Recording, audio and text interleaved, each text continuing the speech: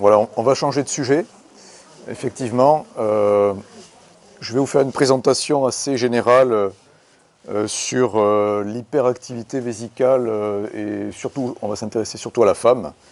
Et donc une mise au point sur les traitements en début 2016. Alors il y a quelques nouveautés, il y a quelques points qui sont assez classiques. Et ça va nous permettre de visualiser plusieurs éléments. Vous allez voir, c'est assez généraliste et c'est assez intéressant. Vous allez voir, on apprend des trucs. L'hyperactivité vésicale, c'est une maladie. Enfin, c'est une maladie, c'est de la clinique. C'est ce qu'on voit tous les jours dans nos cabinets de consultation. Donc c'est un syndrome clinique. Ce sont des patientes qui viennent avec des envies d'uriner soit très fréquentes, soit urgentes. On parle d'urgenturie. Ce sont des besoins impérieux. Il peut s'y associer une incontinence urinaire, mais ce n'est pas une obligation. Et donc elles urinent fréquemment, plus de 8 fois par jour. Donc ça s'appelle une polachyurie. Et souvent aussi, elles se réveillent la nuit pour aller faire pipi. Et donc c'est une nicturie. Et vous voyez que la normalité de la nicturie, c'est au-dessus de 2 fois par nuit. C'est-à-dire que si on se lève une fois dans la nuit pour aller uriner, ça peut être assez normal, assez banal. Plus de 2 fois, ça devient quand même assez pathologique parce que ça pose problème dans la vie sociale. Vous voyez que c'est une maladie qui est fréquente, peut-être une femme sur 3. Et si c'est une maladie assez évoluée, c'est ennuyeux parce que il y a des personnes qui sortent plus de chez elles ou qui n'ont plus d'activité parce qu'elles urinent toutes les demi-heures, tous les quarts d'heure et c'est difficile à vivre, quoi. Et donc elles viennent nous voir pour voir si on peut arriver à améliorer la situation. Alors, c'est souvent, on ne trouve pas de cause, hein, c'est idiopathique. C'est vrai que ça a tendance à augmenter avec l'âge, avec la ménopause notamment. Mais de manière systématique, on va rechercher quand même une cause. Alors vous voyez toute la liste des possibles maladies qui existent. Bien évidemment, il peut y avoir une inflammation aiguë qui va donner cette maladie, enfin ce symptôme de manière limitée dans le temps. Il faudra toujours qu'on recherche s'il n'y a pas une tumeur dans la vessie ou s'il y a une pathologie intravésicale qui peut donner cette symptomatologie. Et notamment un petit calcul de l'urétère pelvien qui parfois peut donner pour un certain temps une sensation de polachyurie assez embêtante, mais qui va disparaître avec l'expulsion du calcul.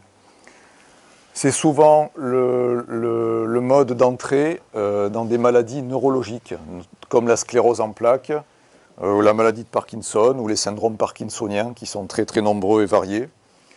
Et donc, on voit arriver des patientes qui viennent pour des troubles mictionnels. Et au bout du compte, si on les oriente vers des neurologues, on arrive parfois à avoir des diagnostics assez précis de maladies qui débutent. On va toujours rechercher, bien sûr, des troubles de la statique au niveau pelvien, avec des prolapsus. Et on peut aussi parfois découvrir des diabètes. Chez des patientes qui ont une sensation d'uriner très fréquemment, avec des sensations de boisson aussi fréquentes, et parfois on découvre un diabète. Un petit rappel anatomique très simple, la vessie elle est suivie par l'urètre, hein, qui se situe donc sous la vessie, et il y a donc le muscle vésical qui est un muscle qui s'appelle le détrusor. Et on ne se fait pas pipi dessus en permanence parce qu'on a un sphincter qui retient les urines. Donc la vessie dans l'étage antérieur du pelvis, sur cette coupe de face, suivie par l'urètre, le vagin dans l'étage moyen, avec l'utérus au fond du vagin et le rectum sur la face postérieure du vagin. La vessie, c'est un système complexe dans son fonctionnement, qui est à la fois sous la dépendance du système nerveux cérébrospinal, donc à la fois réflexe et volontaire, et un autre système, le système végétatif. C'est un organe qui permet le confort, parce qu'on peut aller uriner de manière discontinue, hein. Normalement, on urine toutes les 3 heures, toutes les 4 heures, peut-être même plus, moins fréquemment. Et il maintient la sauvegarde des reins. Les reins, vous savez qu'ils expulsent tous les déchets sanguins. Et il faut que cette expulsion entre le système sanguin et la vessie se fasse à basse pression. Et donc la vessie, elle est conçue pour que tout ça se fasse à basse pression. Il y a deux phases dans le fonctionnement vésical. Il y a une phase de remplissage, donc stockage. La vessie se remplit à basse pression et donc elle se distend avec le muscle, le détrusor, qui ne se contracte pas. Donc c'est un muscle qui est capable d'une élasticité. Et donc ça se fait à basse pression. Et une phase mictionnelle, une phase de vidange, qui permet d'évacuer les urines en totalité en une seule fois. Donc ça, c'est la normalité. Donc la miction, c'est un phénomène qui est à la fois réflexe et sous contrôle volontaire. C'est-à-dire que vous vous dites, tiens, j'irai bien aux toilettes, mais finalement, c'est un peu un automatisme. On n'est pas obligé de se dire, il faut absolument que je fasse pipi pour faire pipi. Donc c'est un organe assez unique dans le corps humain. À cette hyperactivité vésicale peut s'associer une incontinence par des impériosités mictionnelles. Donc l'incontinence, c'est une expulsion d'urine involontaire. Vous voyez que ça concerne 30% des patientes qui ont une incontinence urinaire, donc c'est très fréquent. Donc la symptomatologie est toujours la même, pollakiurie, impériosité mictionnelle, besoin urgent. Dans ce cas-là, il n'y a pas de rapport avec les efforts. Et sur le bilan aérodynamique, on va retrouver des contractions de la vessie à des périodes qui ne devraient pas exister dans la normalité et lors du remplissage vésical. Toujours pareil, cette incontinence par impériosité, elle peut être secondaire donc à tout un tas de pathologies dont on a déjà parlé juste avant. Et c'est souvent, très souvent, idiopathique. Ça veut dire qu'on recherche toutes ces causes-là, et on n'en trouve aucune. Et donc on se retrouve devant une patiente qui a des symptômes qui retentissent sur sa vie de tous les jours, et on ne sait pas d'où ça vient finalement. Donc il peut y avoir bien sûr des troubles de la statique pelvienne, comme je vous le disais, avec sur l'étage antérieur la vessie qui va descendre au niveau du vagin et qui va de manière caricaturale pouvoir donner ce type de présentation. Alors là, c'est sûr qu'avec cette anomalie, on va pouvoir rattacher la cystocèle qui est là à la symptomatologie. Donc là, il faudra traiter la cystocèle. De la même manière, on pourra avoir une descente de l'utérus sur des stades très évolués. Et éventuellement, sur l'étage postérieur dont je vous parlais, on peut avoir aussi le rectum qui vient vers l'avant et qui va sortir éventuellement au niveau du vagin. Cette pathologie, c'est totalement différent de l'incontinence urinaire lors de l'effort. C'est la cousine de l'incontinence par impériosité. On en avait déjà parlé les années précédentes. Et celle-ci, elle est corrélée aux efforts. Alors, vous voyez qu'il y a différents stades. Les stades les plus légers, c'est vraiment pour les efforts les plus importants qui existent. Et ça peut aller jusqu'à des stades vraiment où il n'y a quasiment pas d'effort. Le fait de se lever simplement, on est assis, on se relève et on se fait pipi dessus. Donc cette incontinence à l'effort, elle est due à un défaut de soutènement de la vessie, sans rentrer trop dans le détail. Ça a été démontré il y a maintenant une bonne vingtaine d'années. Et ce qui a permis de développer donc, le concept du fait que la vessie n'est pas bien stabilisée au niveau de l'urètre notamment, et donc le développement des bandelettes urinaires que vous connaissez, donc la mise en place d'un petit renfort sous l'urètre, sous la vessie. Alors il y a différentes techniques, soit on passe derrière le pubis, et donc ça s'appelle le TVT, soit on passe dans les trous obturateurs au niveau du bassin, et ça s'appelle le TOT. Donc cette pathologie, elle est différente de l'hyperactivité vésicale. C'est souvent associé, mais c'est différent. Avant de traiter une hyperactivité vésicale, on va faire un bilan. Donc on va faire de manière systématique un ECBU. Alors peut-être qu'on pourrait faire simplement une bandelette urinaire, mais on aime bien faire un ECBU.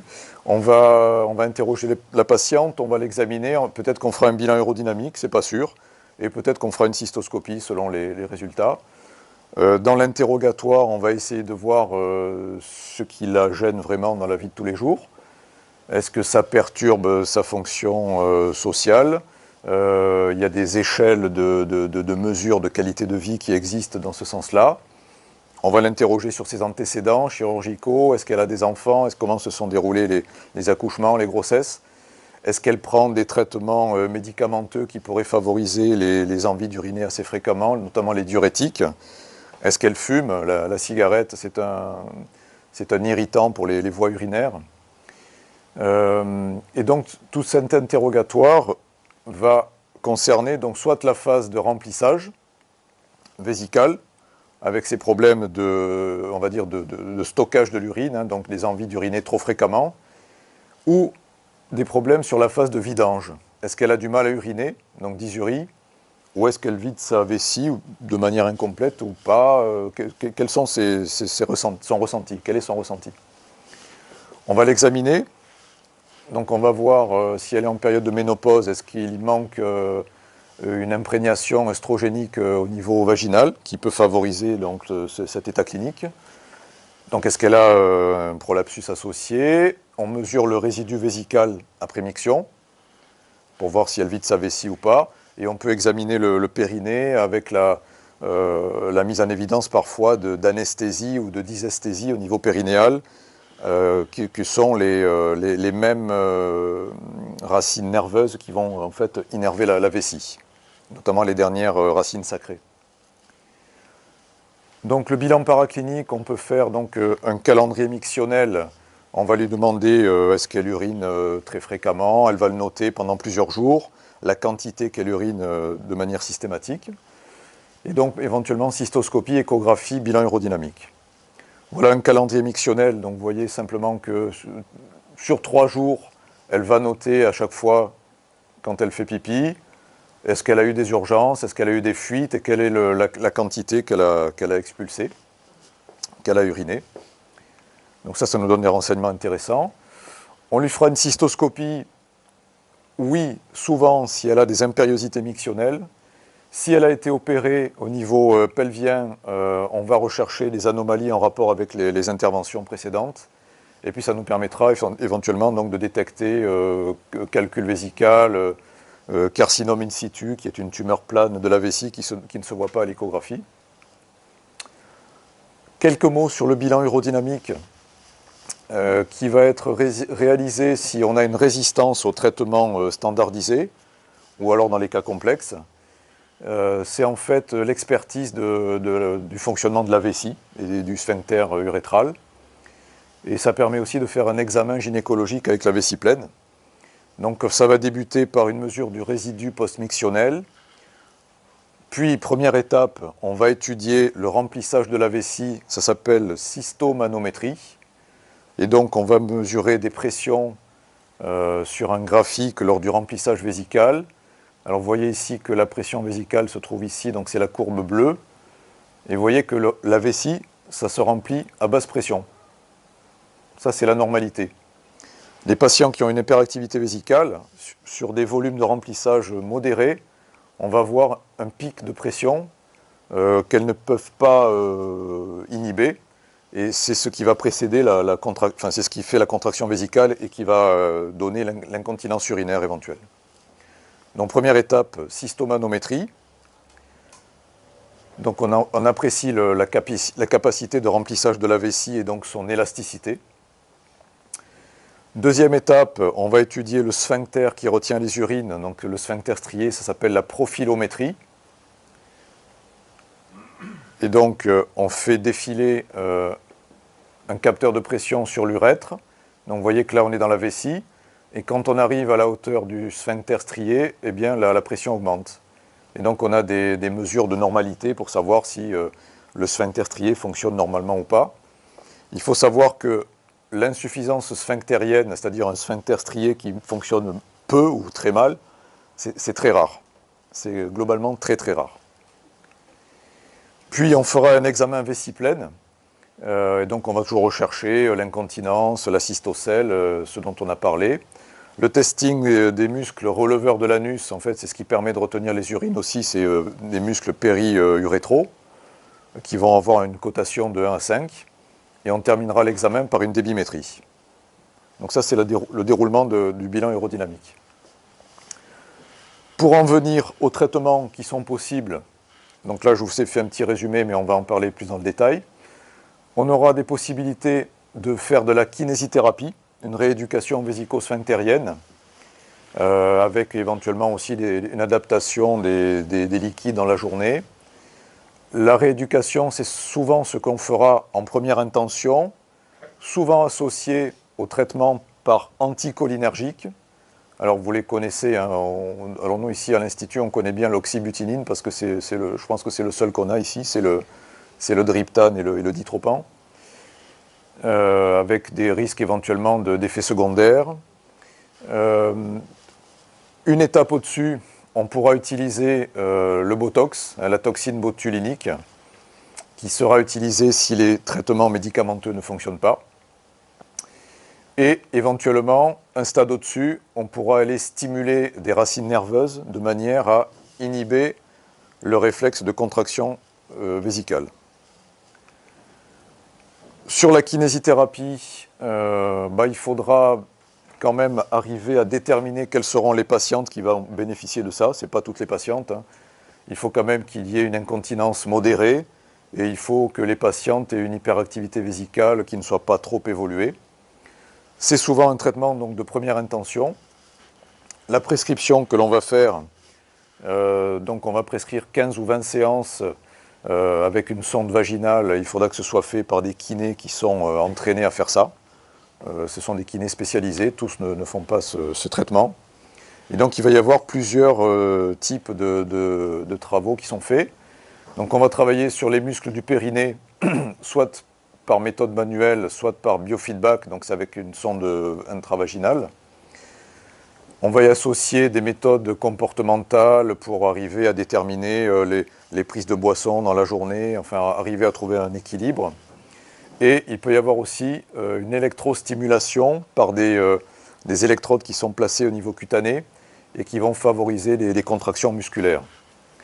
Bien évidemment, ces trois méthodes qui sont là, elles vont être la plupart du temps combinées pour arriver à un traitement optimal. Donc ça marche bien, la kinésithérapie, il ne faut pas hésiter à l'utiliser. Les mesures hygiéno-diététiques, elles sont vraiment très générales. Bien évidemment, si la patiente est en surpoids, il faudra qu'elle perde du poids. Si elle peut arrêter de fumer, ça ne peut pas lui faire de mal. Il faut qu'elle fasse du sport dans la mesure du possible.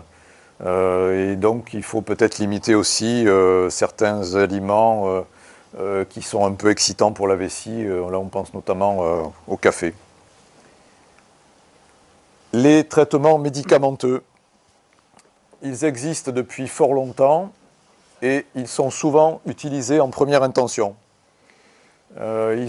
Tous ces médicaments, donc les anticholinergiques, ils ont une action sur les récepteurs du système parasympathique, au niveau de la vessie et au niveau du sphincter. Alors, je vous en ai cité plusieurs là pour ne pas faire de jaloux. Donc le Ditropan dont on a parlé tout à l'heure, le Seris qui existe depuis pas mal de temps, deux médicaments qui sont un peu plus récents, le Vesicare et le Toviaz, en sachant que ces deux-là sont probablement les plus efficaces et peut-être les mieux tolérés. Ça dépend des patients. Certains patients répondent très bien aux traitements les plus anciens. Moi, j'aime bien le Vesicare de manière un peu générale, mais il faut vraiment s'adapter. Je crois qu'il ne faut pas hésiter à changer de molécule si ça ne fonctionne pas. Donc c'est variable dans son efficacité selon le patient, et surtout c'est évolutif dans le temps. Il y a des patients chez qui ça fonctionne, et ils reviennent vous voir un mois après, ça ne marche plus, et vous les reprenez quelques mois après, ça refonctionne de nouveau, donc il ne faut pas hésiter à les réintroduire si besoin. La tolérance est très variable en fonction des patients également.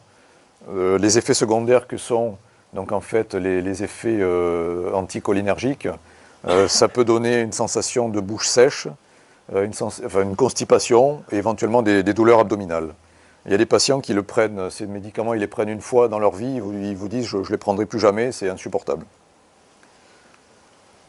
Une autre classe médicamenteuse qui vient d'apparaître, qui est en train d'arriver sur le marché français, ça s'appelle le mirabegron, et on en entendra parler pas mal, je pense, ces temps-ci. Donc celui-ci, ce n'est pas un anticholinergique, celui-ci, il agit sur le système sympathique. Donc c'est un bêta-3 mimétique. Et donc, pour l'instant, il va sortir en France, mais il ne sera pas remboursé par la Sécurité sociale parce que les autorités de santé, les ARS, estiment qu'il ne donne pas un avantage supplémentaire par rapport aux autres. Mais il semblerait, dans les études qui ont été faites, qu'il puisse nous rendre de grands services, surtout chez les patients qui n'ont pas de réponse aux anticholinergiques. Et bien souvent, ces médicaments qui débutent leur carrière en étant non remboursés, au bout de quelques années, finalement, ils sont remboursés par la Sécurité sociale, une fois qu'on s'est rendu compte qu'ils rendent pas mal service. Donc, nouvelle classe, le mirabegron. Troisième éventualité, si on n'a pas d'efficacité avec la kinésithérapie et avec les traitements médicamenteux, on peut injecter la toxine botulique dans la vessie, dans le muscle vésical. Donc c'est le Clostridium botulinum qui initialement donne le botulisme. Donc c'est une maladie, une gastro-entérite sévère. Et on s'est aperçu donc en extrayant la toxine de type A, donc c'est le Botox, hein, c'est celui qu'on peut utiliser aussi en chirurgie plastique. On s'est aperçu qu'on relâchait la vessie. Alors, ça a d'abord été fait pour les patients neurologiques, les patients qui ont eu des AVC, les patients tétraplégiques, ont eu des injections de Botox au niveau musculaire, initialement. Et donc, le relâchement musculaire est très efficace. Et donc, on s'est aperçu qu'on peut l'utiliser dans des hyperactivités vésicales sans cause, non neurologiques. Et donc, il y a une autorisation de mise sur le marché d'utilisation depuis 1 ou 2 ans, je pense. Et donc, on va injecter le produit lors d'une cystoscopie à l'intérieur de la vessie. Vous voyez, de manière systématique, avec une petite aiguille, là, sous contrôle visuel. On va injecter des points, on va en faire une vingtaine dans la vessie, en évitant la base de la vessie et en évitant les urtères qui sont sur le trigone. Alors le mode d'action, en fait,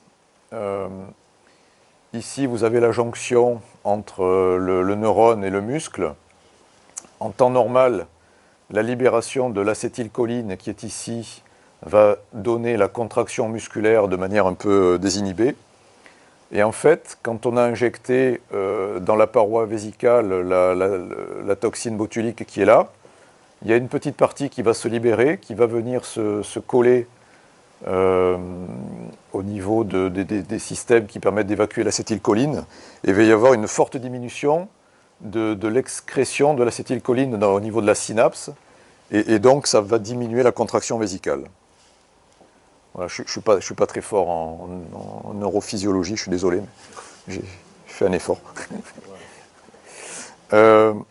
Donc ce Botox, on peut l'utiliser soit sous anesthésie au bloc opératoire, en ambulatoire, et éventuellement sous anesthésie locale, après, en ayant instillé un anesthésiant dans la vessie. C'est manifestement efficace. Il faut arriver à trouver le bon dosage pour chaque patient. C'est un effet transitoire. Ça peut durer dans son efficacité entre 3 et 6 mois, mais en général, on est obligé de faire des réinjections tous les 6 mois si on a une efficacité. Alors il y a un risque de rétention urinaire quand ça fonctionne trop bien. Et donc il y a presque 10% des patientes qui peuvent se retrouver pendant plusieurs semaines ou plusieurs mois en autosondage. Ça veut dire qu'il faut plusieurs fois par jour se sonder pour faire pipi. Donc il faut bien faire attention. Il faut que les patientes soient capables de faire ces autosondages avant de faire l'injection, bien sûr. Il y a des contre-indications, hein, vous les voyez, la grossesse, l'allaitement et bien sûr la myasthénie pour les problèmes d'anticholinergique. Étape supplémentaire, là on s'est intéressé au côté musculaire, on peut s'intéresser à l'innervation vésicale. Et donc il y a deux possibilités pour améliorer l'hyperactivité vésicale. La première, c'est la neuromodulation par le nerf tibial postérieur, qui est issu en fait des racines nerveuses entre les dernières vertèbres, enfin, les dernières radicules lombaires et sacrées, entre L4 et S3. Et donc, c'est un système que, à domicile, la patiente va installer. Vous voyez, il y a deux électrodes, hein, une qui est au-dessus derrière la malléole, une autre sur le mollet. Il y a un petit appareil qui est un électrostimulateur. Et donc, 20 minutes par jour, pendant 3 mois, elle va brancher ce système et ça fonctionne tout seul. Et on s'est aperçu que chez un grand nombre de patientes, on a une amélioration. Alors c'est assez subjectif, hein, c'est difficile à quantifier, mais il semblerait que ça fonctionne pas si mal que ça. Et donc chez les patientes chez qui on n'a pas eu d'efficacité, on peut leur proposer ça. L'étape supérieure, ça va être la neuromodulation des racines sacrées. Donc les dernières vertèbres sacrées, S2, S3, S4. Là, on va carrément implanter au niveau de la moelle épinière, hein, enfin de la colonne vertébrale et des dernières racines nerveuses, non pas de la moelle épinière, une électrode au contact de la racine S3, et on va faire un test pendant plusieurs semaines avant d'éventuellement implanter un boîtier sous-cutané. Alors ça se présente comme ça, sous contrôle radiologique, et soit sous anesthésie générale, soit avec une anesthésie locale. Vous voyez qu'ici, on a le sacrum. Et donc, on va implanter ce système de stimulation qui va venir au contact de la racine nerveuse. Et donc ça, c'est pendant le test, on a pareil, le boîtier de stimulation qui va venir sur l'électrode. Et si le test est positif, on peut de manière définitive implanter un boîtier sous-cutané relié donc à l'électrode dans la troisième vertèbre, au contact de la troisième racine sacrée, de manière à ce que la patiente ait un boîtier sur elle, qu'elle peut activer, augmenter, diminuer. Et de ce fait-là, on peut, on va dire dans un cas sur deux, améliorer fortement sa symptomatologie, en sachant que ce sont les patientes qui sont résistantes à tous les autres traitements qu'on a déjà vus auparavant. Est-ce qu'il y a une place pour la chirurgie dans ces hyperactivités vésicales? Il n'y en a pas beaucoup. La bandelette sous-urétrale, ça n'a jamais soigné l'hyperactivité vésicale. On est efficace sur l'incontinence à l'effort, mais pas ni sur l'incontinence par impériosité mictionnelle, ni sur l'hyperactivité vésicale. Donc, toutes les patientes qu'on peut voir et qui ont des échecs de bandelette sous-urétrale, ben, il y en a beaucoup qui n'auraient jamais dû les avoir, parce qu'il n'y a pas d'indication pour les positionner chez elles, parce qu'elles n'ont pas d'incontinence à l'effort. Bien sûr, on va traiter le prolapsus par chirurgie si nécessaire, et il y a des chirurgies qu'on ne fait plus ou exceptionnellement. On peut éventuellement supprimer la partie mobile de la vessie et l'agrandir. Donc vous voyez qu'ici, on a conserver simplement la base de la vessie avec les uretères qui sont là, les méa urétéraux. On a supprimé toute la partie mobile de la vessie et en fait on va apposer une partie de tube digestif à la place de la vessie pour l'agrandir. Donc ça reste une chirurgie d'exception et que l'on fait vraiment rarement. Donc ça c'est une deuxième possibilité, en sachant que là on est sur des schémas un peu anciens et maintenant on fait plutôt des systèmes de vessie détubulés pour diminuer les risques d'incontinence. Si on doit conclure sur ce sujet, c'est une maladie, un syndrome très fréquent, des symptômes très fréquents, ça peut être parfois très invalidant. Il existe beaucoup de possibilités thérapeutiques et notamment médicamenteuses. On a des nouveautés ces dernières années avec l'utilisation du Botox et la stimulation des racines sacrées. Et donc on attend pour ces jours-ci l'arrivée du Mirabegron. Il est sorti. Voilà, il est sorti. Ça y est. Voilà, merci.